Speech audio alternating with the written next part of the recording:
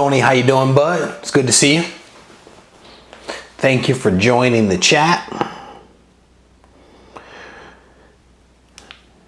Get started here in just a moment. Got a couple of things I'm going to unbox for you guys.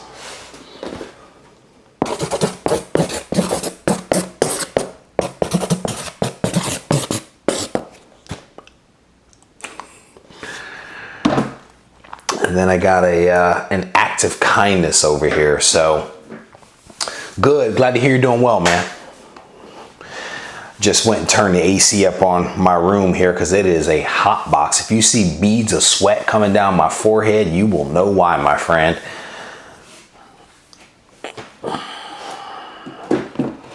So we're going to see what's inside of this one. I think I know what that is.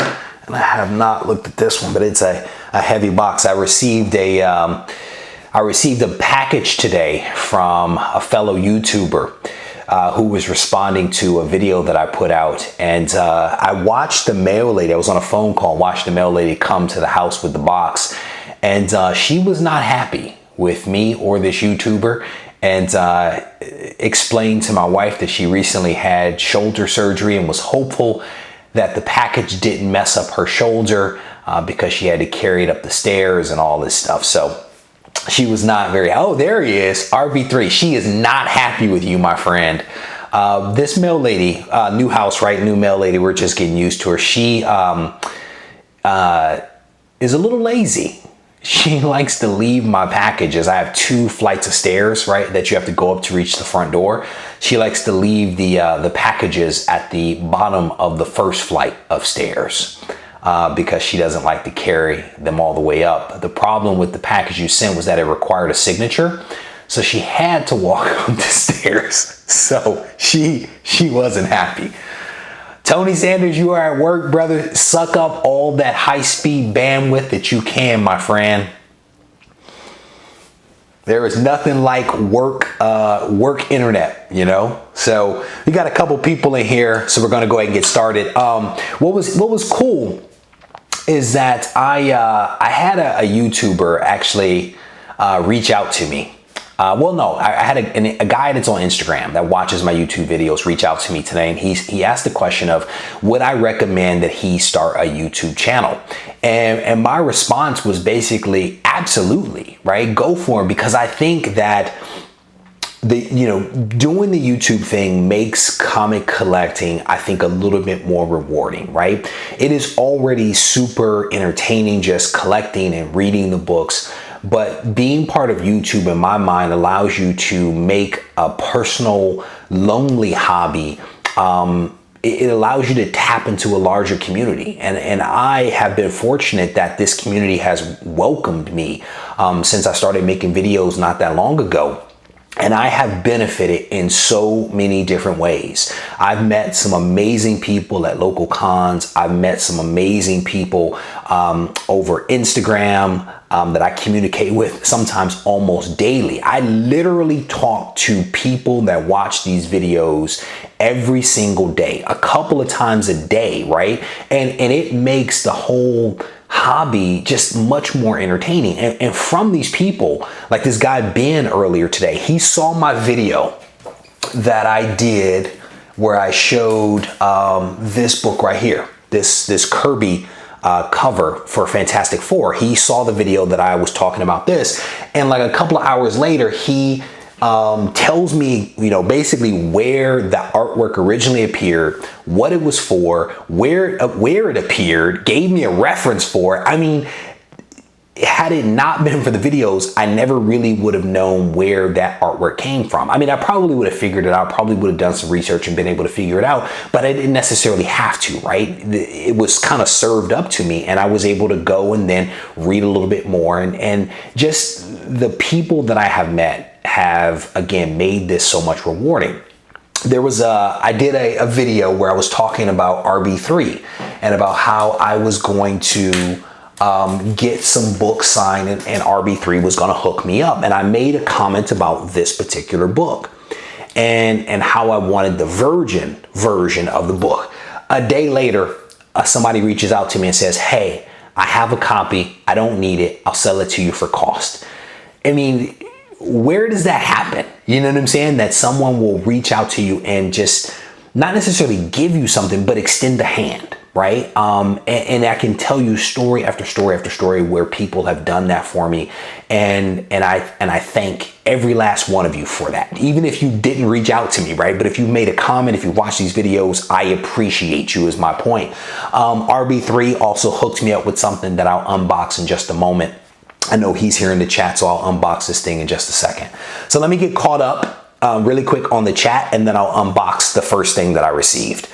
So let's look here. We've got RB3 and we've got Tony here. We've got John Jameson, TJ Watson, Santiago, the Martian Comic Hunter are just a couple of the people here in the room. Welcome to each and every one of you guys. Thank you for all the comments that you're making. So we're going to go ahead and unbox this thing and see what's inside. My son, who is, what is he, 3.5? He always likes to say, what's inside? What's inside there? That's his favorite question. So let's see if we can get this thing open. Where's the pull tab? Oh, there isn't one. All right. All right, so this is a book that I bought off of, I think this is the book that I bought off of eBay. What was funny is that I recorded that video about how I like to reach out to people to have conversations with them and make them offers on their books. I actually made an offer to this guy who turned me down. And I sent my note and explained why I was making the offer that I was making, and he turned me down. And the book ends up not selling, like I knew that it would. And I then reached out to him again and said, hey, you know, would you reconsider my offer? And he says, no, I'm probably just going to list the book again and see what happens. And I was like, so what are you going to list it for? And he names the price that he's going to list it for. And I said, okay, well, how about I do this for you instead, right? You know, I'll just pay you X. And he replies back, you were so persistent and persuasive. I'm just going to go ahead and sell the book to you. And he was like, give me a couple of extra bucks for shipping, and the book is yours. And so we ended up striking a deal, and he was very happy with what I paid him, and I was very happy with what I paid. This is actually a really cool book. This is really cool. So I picked this book up, and I'll explain why in just a second. I actually picked up 2 copies of this book, but it is Submariner #1. Hopefully the glare isn't too bad. I actually can't see it yet on the feed here, but I ended up picking up Submariner #1 from this guy. And my theory, and I don't know whether it's going to be true or not, but my theory is that the next frontier for the MCU is to move into space, and then I think they're going to come back to Earth, and what better place in the Earth to come back to than the water. I don't know whether that's going to pan out or not. I had a conversation with another guy earlier today who was basically telling me about the convoluted nature of the movie rights associated with Submariner, which date back to, I think, the 30s when First Mariner first made his appearance. The rights were sold to somebody who then bought them, and then, you know, they kind of moved around. And then Marvel, of course, inherited the property. But somewhere along the lines, it seems like 2, possibly 3 people have some rights associated with the movie for the Submariner. So who knows whether we'll actually see it made. But I am a fan of the Submariner. I think one of the earliest books, one of the earliest books I ever had in my collection was Daredevil #7, if I'm remembering that correctly. And it is that scene where Daredevil is in his red costume for the first time, and he is underwater fighting the Submariner. That was the first time that I read about the Submariner, was in that book. I went on to read some Defenders books and some other books featuring the Submariner. And then I just recently started reading the Fantastic Four from the 60s, starting with issue #1. And of course, you guys know the Submariner is in some of those earlier issues. And so that's part of what prompted me to actually pick up this copy of the Submariner was those early experiences with him, and then the more recent experiences with him. And if they do something with him in a movie, great. If they don't, I'm still going to enjoy these books. I have not yet read this one on Marvel Unlimited. I was waiting to get the copy, so I'm actually going to look forward to reading about this issue later on tonight. So let me see if I can get caught up with these things here. Martian is basically saying, the comic hunter, sorry, is saying that most of his knowledge has come from the community. Brother, the community is deep with knowledge. Like, this guy Ben dropped so much information on me earlier today about the movie rights associated with the Submariner. It was unbelievable, his depth of knowledge. And I'm still going to go do my own research because I don't just want to depend upon some things that someone else said to me. But he pointed me in a direction that I think was extremely helpful. I think it helps you share your passion and meet people with similar passion. RB3, well said, brother. Well said, because, and I've said this before, that within my life, there are very few people that I can actually talk with comic books about. My wife indulges me, but it's not necessarily her thing. Even growing up, I didn't necessarily have a whole lot of that. So these live sessions that we do and the interactions that I have with people face to face and also virtually with Instagram are some of the ways that I choose to expose myself and extend my experiences with other people. So I think you are definitely spot on. Couple of comments here around it being a great cover and a nice book. I definitely agree with all of that. It's part of the reason why I picked this thing up. Roman Curtis is saying he picks up everything featuring Namor. Brother, I am a fan. Trust me when I tell you. So there's a couple of other Submariner books I want to pick up. I almost picked up that Submariner Iron Man where they had the same, they were in the same issue. Almost picked that up the other day when I was down in Texas, but didn't. And I'm kind of regretting that just a little bit. So I may at some point pick it up. We'll see. Grateful for my daughters. Oh, who is this? John Jameson is making a comment about grateful to find my daughters. Oh, that's very cool. What's interesting is that my daughter is 1.5 and she spends more time in this comic book room than does my son, who is 3. I think it's just because she loves me, you know, and she likes my attention. So if I'm in here, she wants to be in here kind of hanging out. So she's a little dangerous though, because she clearly doesn't know, you know, what she's doing if she touches something. So, what is this? Knights of Old Marvel Comics #1. No, brother. So that is actually bringing me to my next boxing here, as about the golden age, right? So I did that video where I was talking about possibly sticking a toe in the golden age waters, and like 90% of people were like, don't do it. There was a small 10% that was like, go for it. But I think that's just because they want to spend up all of my money.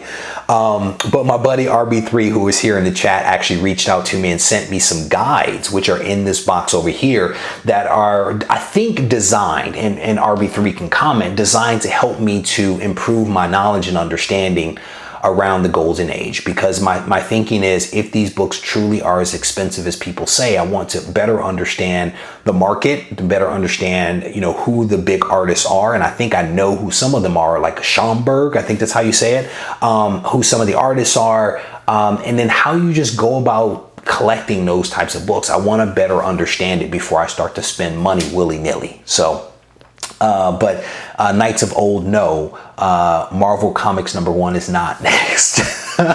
So, unless you want to send it to me. All right. I think I should start putting some Golden Age Submariner. Oh, brother. RB3 is trying to spend up all my money. So, but I will tell you that some of the Golden Age books that I really enjoy are those featuring the Human Torch. And there are, I believe, some very, very classic battles featuring the Submariner and the Human Torch from back in the day, right? Because there's the water and fire battles and stuff like that. So I don't know if you can buy Human Torch books without sticking a toe in the water of, oh wow, these are big. These are massive books. So the first one I pulled out of here is the Photo Journal Guide to Marvel Comics, Gerber. This thing is massive. I don't know if I was expecting books this large, but I guess with the weight of this box, it only makes sense. There's several of them in here. Wow. Let's see if I can get the next one out of here. This is the Photojournal Guide to Comic Books Volume 2. Was that Volume 1? No, this is Volume 2, K through Z. These things are massive. They are super heavy. Look at the back of that thing. That is pretty cool. So what's crazy is as I am little by little just kind of exposing myself to some of these books, DS Comics is one of the guys that loves Golden Age horror books. And he recently did a video that I thought was really cool, where I want to say he looked at the top, it was either 25 or 50 covers. And what's crazy is I actually see some of those covers here on the back of this. And what's also crazy is that someone also, I think on Instagram, just picked this one up. This mask, just picked that one up just recently. So I thought that was cool. It's amazing how the more you expose yourself to, the more you kind of retain, and then you start to see how all of these things are kind of interconnected. So here's the photo journal guide to Marvel Comics. This is A through J. This one's pretty cool, featuring I think there's the Hulk here, #1. X-Men #9, Daredevil #1, Amazing Spider-Man #1, Fantastic Four. Wow, that is a killer right there. That is a killer cover. Very nice. Take this down before it falls over. Oh my. And this last one here is the Photo Journal Guide to Comic Books. This is volume 1, A through J. So very cool. Very cool. And on the back here, there are more... Which one is this? Marvel Comics featuring the Human Torch. How about that? That's very cool. Very cool. So Ray, RB3 brother, thank you very much for these. I know that you mentioned there are some things on the inside. I'm going to take a look at those probably a little bit later versus trying to do it now. But let me see if I can get caught up here. Knights of Old saying Golden Age is the best. Check out my top 10 Captain America comic video. Oh, I may have to do that, brother. Knights of Old, I'd like to check that out. So I will try to subscribe to your channel if I haven't already done so. TJ Watson, Human Torch 8, Submariner versus Human Torch, exactly. Prowler 671, how you doing, brother? RB3, yeah, they beat the box up, man. There's no doubt about that. She probably did it on purpose as she was trying to load it into the truck earlier today. Knights of Old, are you serious? Is that how it all happened for you? You got these books and then it was over? Big books for a big guy. That's funny. All right. They are. Los, welcome, brother. I think this is the first time I've ever seen your name. Welcome to the live feed here. There are definitely some cool books. RB3 hooked me up. C. Woodard, how you doing, brother? As you look through them, your want list will grow. Yeah, I bet. It sounds like some dangerous stuff here, but I am definitely going to enjoy it. Let me crack one of these open. See what's inside here, because I've never, up until you mentioned them, RB3, I had not really heard about. Oh, wow. Wow. That is, oh my goodness. So RB3 sent me a message the other day, and I didn't actually read it until today. And it was about the fact that he was using these books for a project that I guess he discontinued. And he made mention of some sketches inside of here. And I just opened one of them up, and it is really impressive. This is gorgeous. That is gorgeous. Wow. That is really impressive. There is something to be said for original art, man. Wow. That is really, really nice. RB3 brother, thank you very much. This is gorgeous work. I'm going to go back and read your email, because I know in your email you explain who these artists were. It really doesn't matter who they are and how popular they are or not. This is gorgeous artwork. Wow. Wow. That's impressive. I am very appreciative. Oh man, this is a setup. So inside of here are various covers of the books. This is really nice. A lot of Captain America, some Iron Man, Submariner. Wow, how about that? Third page I look at. Submariner, right there. How cool is that? That is very cool. I am going to spend some time enjoying these books because these things are awesome. So let me get caught up here. Miss Hustle, how you doing? Lo says every time he hears Golden Age, he sees dollar signs. That is what everybody keeps telling me, man. So Miss Hustle, hopefully RB3 can tell you who did that, but that artwork is impressive. That really is impressive.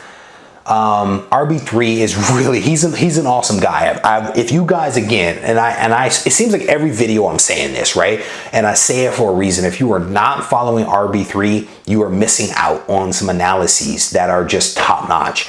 I just finished editing a analysis video that I put together, and I felt like it was kind of foundational versus what RB3 does, but I think that that's okay, right? Because to some degree, I may be speaking to someone different than the person that RB3 is speaking to. And I think both types of videos definitely have a place, because mine is really focused on, to some degree or another, how do you decide which book you might want to send into CGC, whereas RB3 really is looking at books that are investment level, right? And my video, I'm focused on Thanos 13, 14, and 15, which are very much modern day books, whereas he's focused on Amazing Spider-Man 300, which is going like gangbusters, Giant Size X-Men, Batman, a popular Batman, I think done by Todd McFarlane. So very different types of videos, and I think that they speak to sometimes the same, but in many ways I think different types of audiences. So if you guys are not following him, I definitely encourage you to check him out. Prowler saying RB3 is the man. RB3, you are a nut. Soda Pop, how you doing? So RB3 is saying that Shelby Robertson is the one that did those pieces. She does some incredible work. I am going to have to look her up to check that out. If you love The Hunt, there's nothing better than Golden Age. Yeah, she is good. RB3, I'll have to look her up. You should, or him. Oh, maybe it is him. I assume Shelby was a girl. Maybe that's because my sister is named Shelby. He's down in Arizona, does some amazing work. There you go. So clearly it is a guy. So very cool stuff. So for those that joined late, I actually showed basically two things. One was this book that I just picked up off of eBay. It is the Submariner #1. I actually saw this book recently at a con, the Berkeley Comic Con that I went to, and saw a much higher grade version there that I almost picked up, but I decided not to and ended up picking this one up off of eBay. I have a second copy coming that might be slightly better than this copy. This one has some things kind of going down here in this lower corner, and some stuff over here in the upper corner, but that is perfectly fine because overall the book is in amazing shape. So I picked up 2 copies of this, and then I also showed off an act of kindness of the Gerber guides, which are just gorgeous, massive books that have prompted my mail lady to hate me to no end. So that is essentially all that I have to show you guys today. What I will say is Matt, aka Thanatos, and I are supposed to be doing a live chat tomorrow. At least that's what we've planned. So if you have some time and can join that chat, you may want to do so. Our last chat was like an hour and a half long. I was hoping more for an hour, but for some reason when I get together with Matt, we just have a lot of fun and end up going a lot longer than either one of us intend. But I think he has a couple of unboxings that he wants to do, and then I think we're going to speak a little bit about some of the new books that came out this week. If you guys haven't seen my videos, I have some thoughts around some of those new books that came out on Wednesday, and I think Matt is also attempting to read several books. His to some degree will overlap with mine, but you know he's more of a DC guy than I am, so there will be a little bit of hopefully something for everyone. So let's check this out here. Sometimes I like to wear camouflage when I'm on the hunt for So Travis is a nut. Travis, you are hilarious. The other piece is from, I guess that's a woman, Sanders. So I'll have to check that out. Los is saying it's a classic cover. Absolutely. Talking about the Submariner #1. Miss Hustle, thank you very much for saying you'll join us tomorrow. Yeah. All right, cool. Hey, thank you guys for taking time out of your days to join me just a little bit. I think it was Tony over there using the Works T1 network. So he probably saw all the wonderful detail, including the beads of sweat that are forming on my forehead. So with that, I'm going to go. Thank you guys for taking the time to watch, and hopefully you will join Matt and I tomorrow for another live chat. Take care. Good night.